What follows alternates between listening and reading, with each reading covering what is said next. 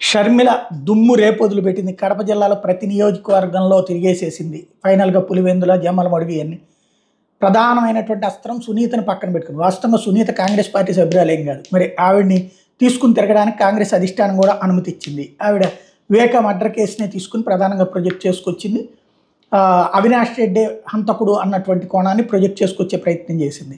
అవినాష్ రెడ్డి మొన్న మొదటి రోజు నోరు మీదపాడు.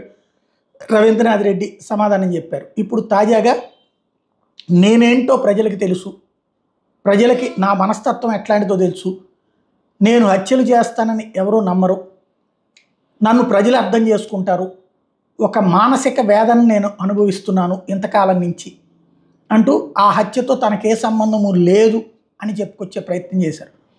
ప్రధానంగా షర్మిల ఇప్పుడు ఇట్లాంటి వాటి ఎట్లా ఉంటుందంటే డిఫెన్స్లో ఉండేటువంటి వాడి మాట డౌన్ ప్లేనే ఉంటుంది, అఫెన్స్లో ఉండేవాడి మాటే హయ్యెస్ట్ అవుతుంది. ఆడు చంపాడంటే అవును చంపేశాడు అన్నటువంటి చుట్టూతోనే నేరేషన్ ఉంటుంది. కాదు అన్నటువంటిప్పుడు కన్విన్స్ చేయడం అనేటువంటిది ముఖ్యం. ఆ కన్విన్సింగ్ నేచర్ ఇతనికి రాదు.